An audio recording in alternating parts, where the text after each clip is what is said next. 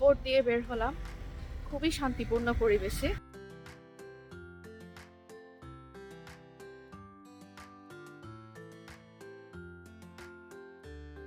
আজকের সকালটা কিন্তু খুব সুন্দর ছিল। সকালে উঠেই দেখি এক্কেবারে ঝরঝরা একটা ওয়েদার। বাইরে বৃষ্টি নাই, এটাই হচ্ছে আমার সবচেয়ে খুশির বিষয়।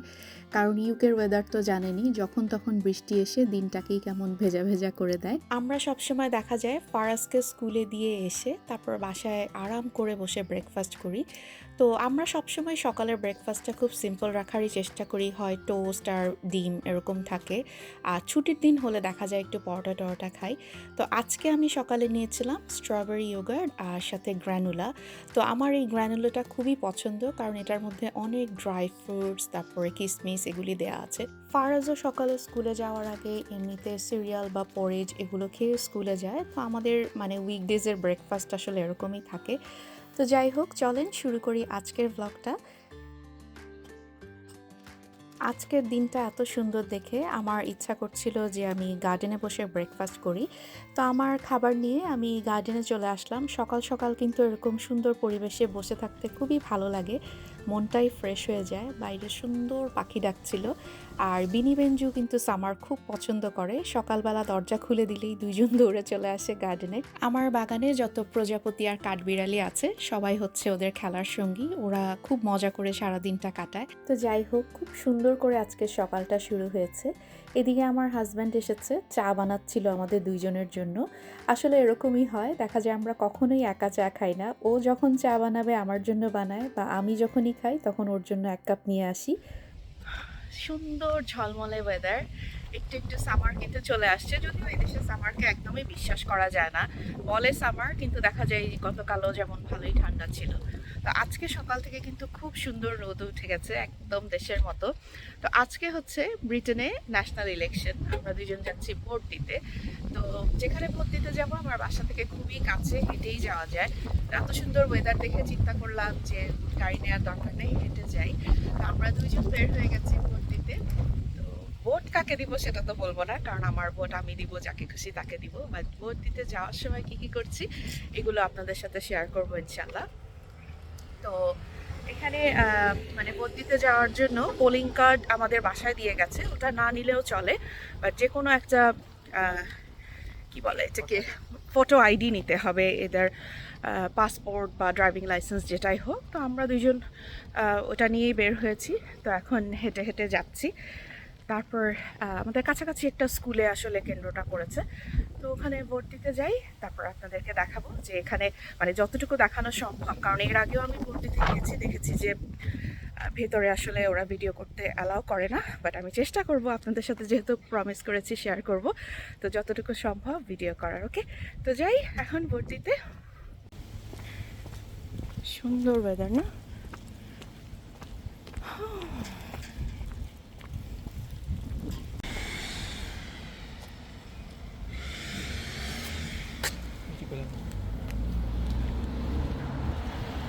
সব বাসার সামনে সুন্দর সুন্দর ফুল।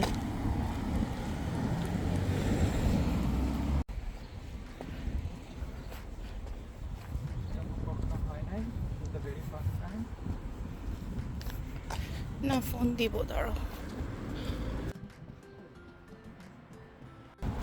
চলে আসছি স্কুলটাতে, এখানে আমাদের যেতে হবে। এই যে পোলিং স্টেশন লেখাই আছে। তো স্কুলের ভেতরে হয়তো না, বাইরের দিক থেকে, যেহেতু আজকে ওয়েদার ভালো। এটা একটা প্রাইমারি স্কুল। দেখেন আকাশটা কি সুন্দর লাগতেছে, তাই না? আসলে ওয়েদার এমন একটা জিনিস, এটার কারণে সুন্দর দিন আরও সুন্দর হয়ে যায়, আবার ভালো দিনগুলোও নষ্ট করতে পারে শুধুমাত্র একটু বাজে ওয়েদার, তাই না? হ্যাঁ, এই যে পোলিং স্টেশন এদিকে দেখাচ্ছে।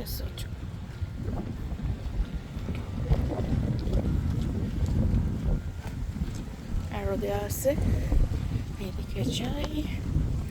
স্কুলের মাঠটা, হ্যাঁ অনেক বড় মাঠটা। বাচ্চাদের সাইকেল রাখার গ্যারেজ, স্কুলে যারা সাইকেল নিয়ে আসবে। হাই,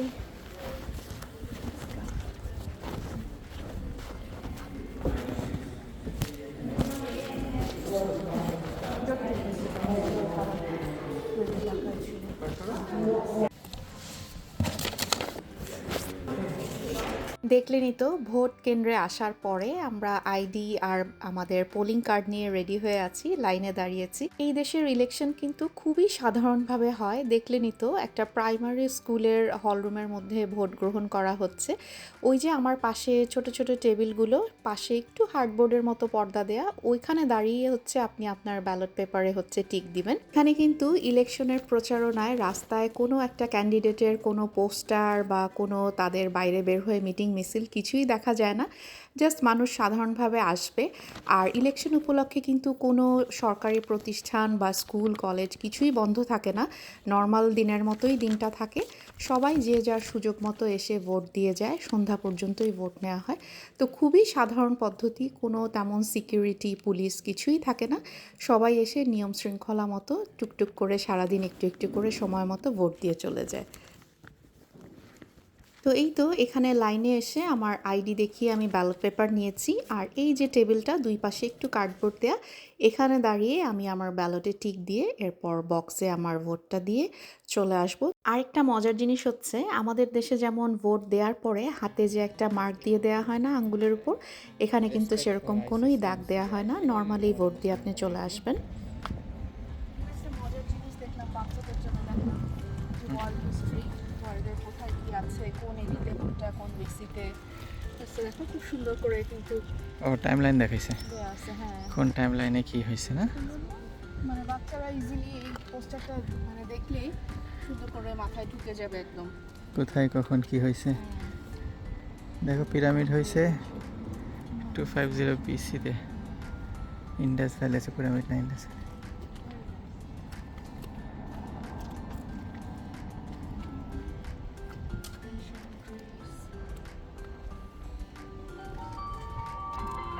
নাইস, খুব সুন্দর করছে।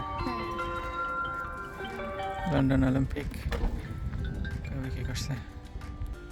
ভোট দিয়ে বের হলাম খুবই শান্তিপূর্ণ পরিবেশে। একটাই সমস্যা, ভিতরে তো ভিডিও করতে দেয় না আসলে দেওয়া। আরও অনেক মানুষজন আসছে ভোট দিতে, খুব একটা ভিড় নাই এখানে যদিও। তো আজকে সকাল সকালই ভোটটা দিয়ে গেলাম। সকাল না, এখন আসলে কয়টা, 12টা বাজে। তো ফারাজ আবার গেছে স্কুল ট্রিপে, সো ওকে অনেক দেরিতে আনতে হবে আজকে, তাড়াহুড়া নাই। তো চিন্তা করলাম আজকে যেহেতু ব্রিটিশ পার্লামেন্টে ভোট দিলাম, সো ইংলিশ কিছু একটা খাবার বানাই আজকে লাঞ্চের জন্য। এখনও ঠিক করিনি কি বানাবো, বাট বাসায় গিয়ে দেখি কিছু একটা বানাবো। বাসায় ঢুকলেই কিন্তু রাজ্যের কাজ শুরু হয়ে যায়, একটার পর একটা চলতেই থাকে। তো আমি প্রথমে ডিশওয়াশারে কালকে রাতে যে থালা বাসনগুলো ধুতে দিয়েছিলাম ওগুলো ড্রাই হয়ে গেছে, ওগুলোকে আমি শেলফে রেখে দিলাম। আর নতুন যেগুলো ধোয়া লাগবে ওইগুলোকে মেশিনে দিয়ে আমার মেশিনটা অন করে দিলাম। তো যতক্ষণ আমি অন্য কাজ করব ততক্ষণে এগুলো ধোয়া হতে থাক। আর সব কিছু সুন্দর মতো আমি শেলফে রেখে এরপর রান্নার কাজে চলে যাব। এই যে ডিমের খোসা, এগুলোকে আমি জমিয়ে রাখছি। এখন এগুলিকে পলিথিনে ভরে গুঁড়া গুঁড়া করে এরপর গাছে দিব। এটা নাকি গাছের জন্য খুবই ভালো একটা ফুড। তো বেশ অনেকগুলি ডিমের খোসা হয়ে গেছে আমার, যে আরও 2টা আছে। তো এগুলিকে এখন আমি গুঁড়া করে গাছে দিব, আপাতত থাক।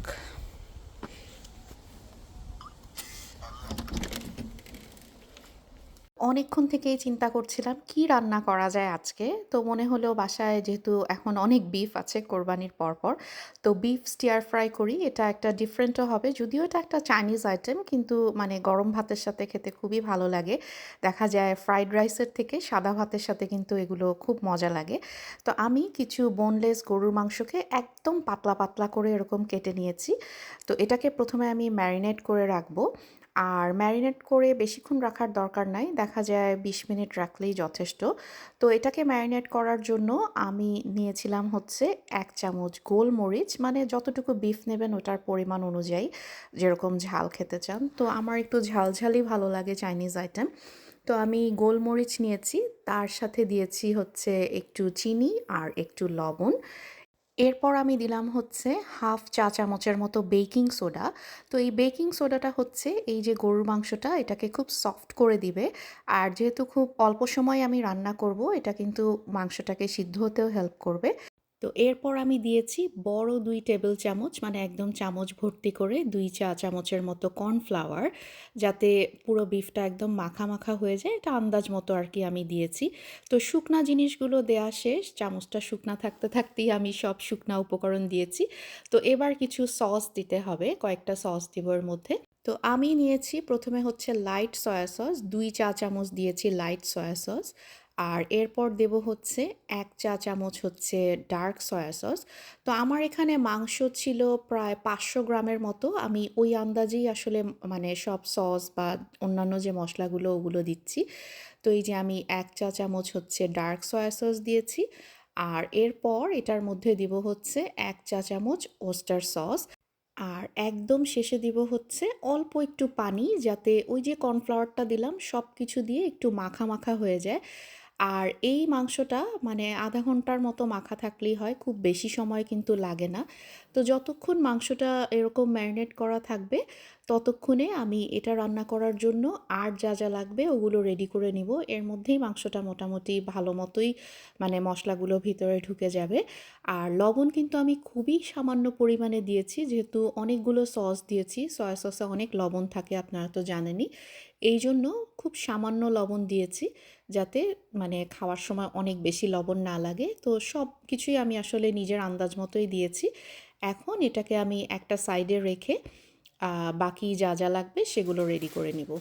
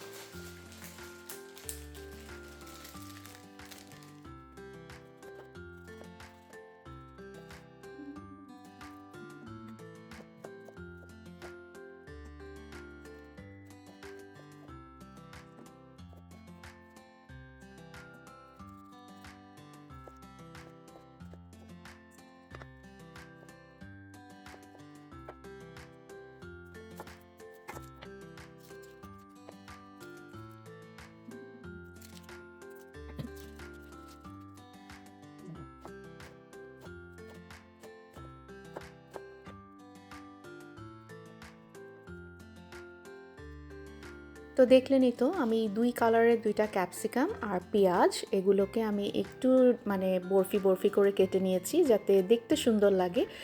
কিউব করে কাটলেও হয়, মানে যেটা আপনার পছন্দ। তো প্রথমে প্যানে আমি অল্প একটু তেল দিয়েছি, খুবই সামান্য তেল দিয়ে ক্যাপসিকামটাকে হালকা করে একটু ভেজে নিব, যাতে কাঁচা ভাবটা চলে যায়। আর এর মধ্যে আমি খুবই অল্প, একদম 1/4 চা চামচের মতো একটু চিনি আর একটু লবণ দিয়ে এগুলোকে খুব হালকা করে একটু ভেজে নিচ্ছি অল্প সময়ের জন্য। খুব তেলও কিন্তু আমি দেইনি, দেখেই বুঝতে পারছেন। তো এটা যখন হালকা একটু কাঁচা ভাবটা চলে যাবে, তখন এটাকে উঠিয়ে রেখে এই প্যানের ভেতরেই আমি পেঁয়াজটাকেও হালকা করে ভেজে নেব। যতটুকু তেল আছে ওখানেই, নতুন করে আর আমি তেল দিচ্ছি না।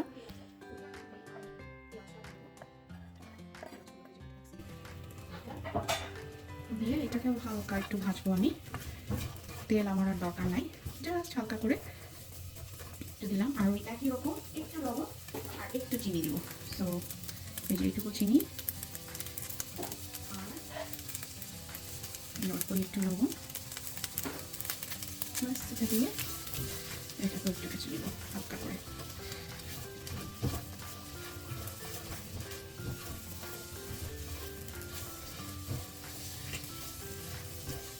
তো হালকা এটা একটু জাস্ট র ভাবটা যাবে পেঁয়াজের, তখনই তুলে দিব। খুব বেশিক্ষণ মানে একদম গোল্ডেন করা বা ওরকম কিছু করার দরকার নাই।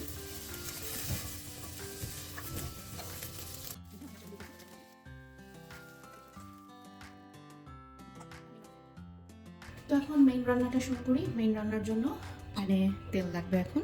এতক্ষণ তো খুব অল্পই তেল দিয়েছি, এবারও এই যে মেইন তেল দিলাম। তেলের মধ্যে হচ্ছে আমার বিফগুলো আগে ম্যারিনেট করে রাখছি ওইটা দিব। তো এই হচ্ছে আমার বিফগুলো, একটু ছোটা ছোটা দিলেই ভালো হয়, সুন্দর ফ্রাই হয়ে যায়। যেহেতু ছোট ছোট পিস খুব তাড়াতাড়ি কিন্তু হয়ে যাবে।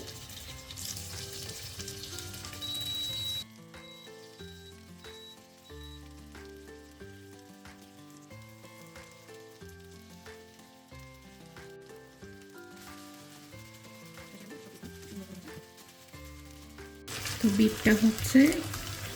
বিফটা হচ্ছে এখানে একটু দুইটা সাইড হোক, ততক্ষণে আমি এটার জন্য একটা সস বানায় নিব। এই যে দেখুন, এরকম পাতলা পাতলা স্লাইস যেহেতু খুবই তাড়াতাড়ি হয়ে যাবে, খুব বেশি সময় লাগবে না এটা হতে।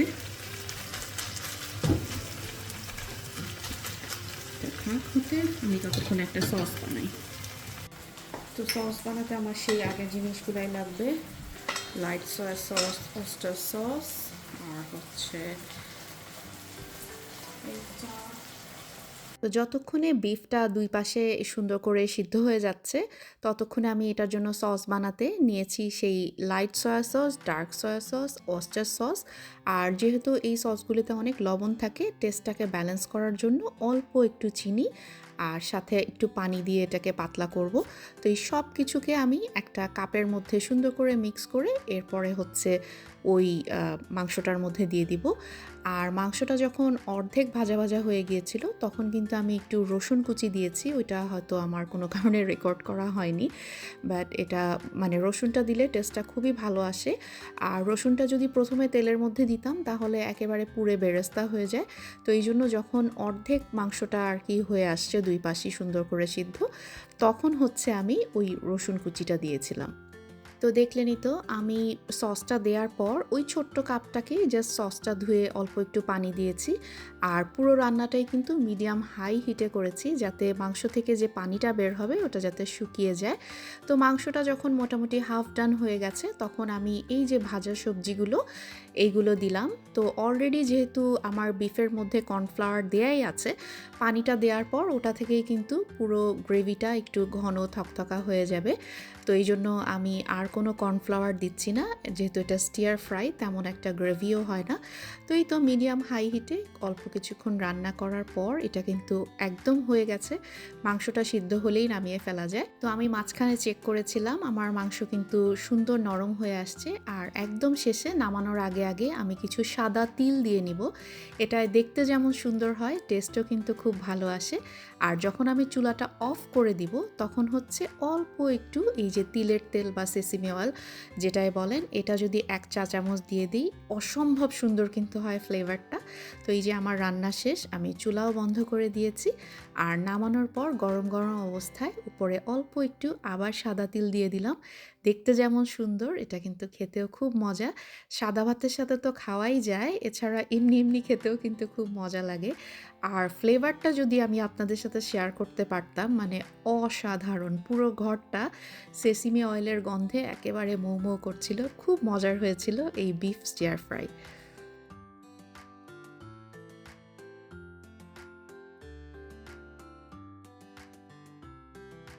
গরুর মাংসের সাথে আলু তো সবসময় খেতে ভালো লাগে, কিন্তু যে ধরনের করে আমি মাংস রান্না করেছি সেটার সাথে তো আর আলু দেয়া যাবে না। তো একটু অন্যভাবেই আজকে আলুটা রান্না করব। এটা একটা ফ্রেঞ্চ ডিশ। এটা আমি প্রথম খেয়েছিলাম আমার ভাইয়ের বাসায়।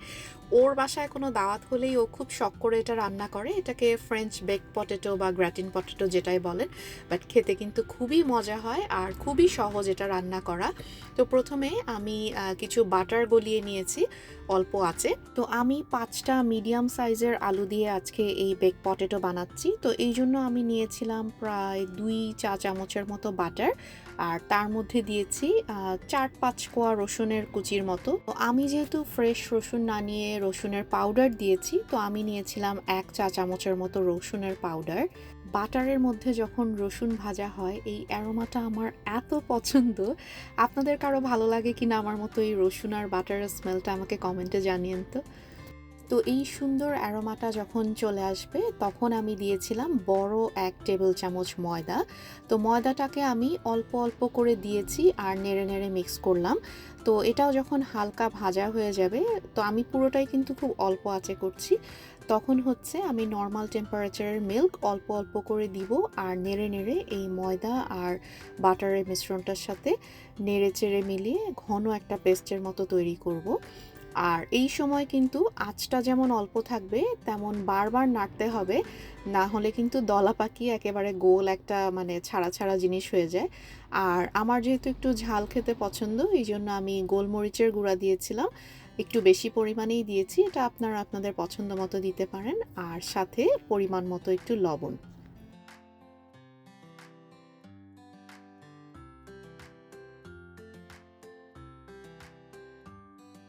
তো এখানে আমি মোটামুটি 2 কাপের মতো মিল্ক ইউজ করেছিলাম। তো এটা যখন জাস্ট একটু বয়েল চলে আসবে তখনই আমি চুলাটা বন্ধ করে দিব।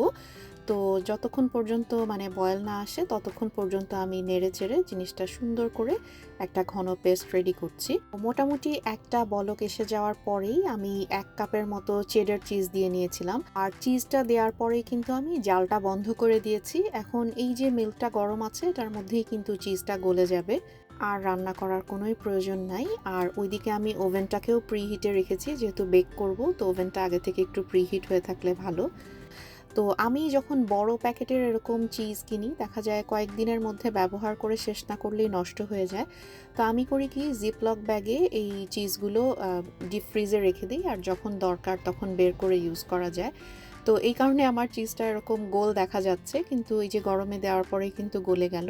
বেক করার জন্য চিজের মিশ্রণটা তো রেডি। এদিকে আমি 5টা আলুকে মোটামুটি পাতলা করে দেখালামই কি ধরনের থিকনেস, মানে চিপসের মতো না, তার থেকে একটু মোটা, এরকম করে কেটে পানি ঝরিয়ে একটা বাটিতে নিয়ে নিচ্ছি। এখন এই আলুটাকে আমি হচ্ছে একটু লবণ আর গোলমরিচ দিয়ে মাখিয়ে নেব।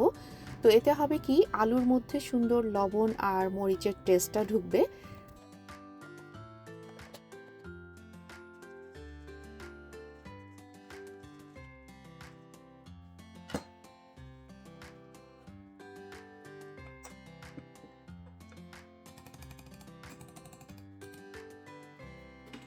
আমার পটেটোগুলোও রেডি আর চিজের মিশ্রণটাও যেহেতু রেডি বেক হওয়ার জন্য, এখন এই দুইটাকে একসাথে মেশাবো।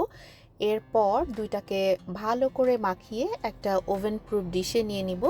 আর ওভেনটা তো বলেছি আগে থেকেই আমি প্রিহিটে রেখেছি।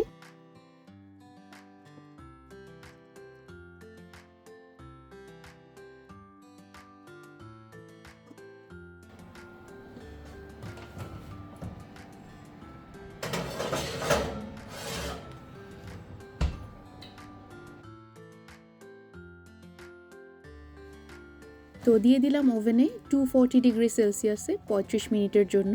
তো হাই হিটে 35 মিনিট বেক করার পর এই যে এখন বের করে নিচ্ছি। আলু কিন্তু যেহেতু পাতলা পাতলা করে কাটা, খুব সুন্দর সিদ্ধ হয়ে গেছে।